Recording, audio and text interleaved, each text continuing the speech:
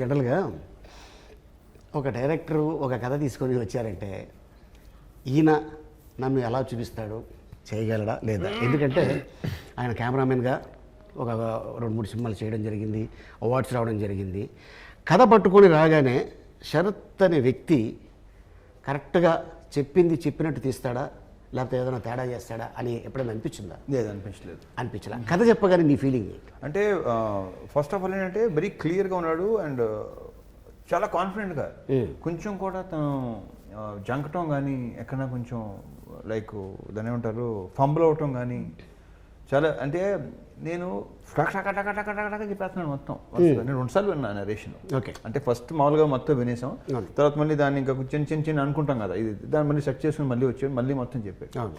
Basic ఏంటంటే విపరీత conviction, confidence, నాకు అది నచ్చింది ఫస్ట్. ఓకే, సో ఇక ఎగ్జిక్యూషన్ ఎలా ఉంటుంది అనేది రేపు జనం రేపు చూసిన తర్వాత, అది రిలీజ్ తర్వాత తెలుస్తుంది. ఓకే, చేసిన చేప like I'm very happy.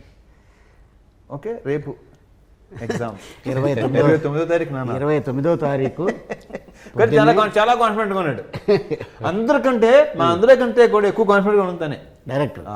So ఎందుకంటే ఆయన కథ మీద ఆయనకి నమ్మకం ఉంది. సో నేను తీసింది డెఫినెట్గా ఆడియన్స్ నన్ను అప్రిషియేట్ చేస్తారు అనేది ఉంది. కానీ ఒకటి నేను నా వరకు తీసుకుంటాను, యాక్టర్గా రామారావు క్యారెక్టర్గా అంటారు, నాకు ఒక డిఫరెంట్ క్యారెక్టర్ రాలి. నేను ఇలాంటిది ఎప్పుడు ఇంతమంది ప్లే చేయలేదు. అంటే ఆల్రెడీ నువ్వు పోలీస్గా చాలా చేసావు.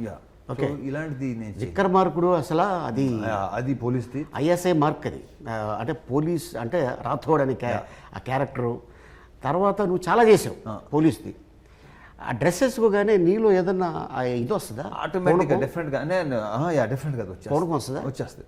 తెలియదు, తెలియకుండానే that because of Vikram Singh Rathod. అంటే ఆ డ్రెస్ వేసుకున్నంతసేపు నేను డిపార్ట్మెంట్ మనిషినే అని అనుకుంటా కదా. అంతగా తెలియదు కానీ క్యారెక్టర్ చేసే సీన్ బట్టి కూడా ఉంటుంది. సో ఇలాగే దీంట్లో కొన్ని ఇంటెన్స్ సీన్స్ కొన్ని ఉన్నాయి దీంట్లో. ఓకే, సో అన్నీ బాగా నచ్చింది నాకు, అన్నీ బాగా నచ్చినాయి. ఐ విష్ జనాలకి ఇది నచ్చాలి, నచ్చుతుందని ఆశిస్తున్నాను.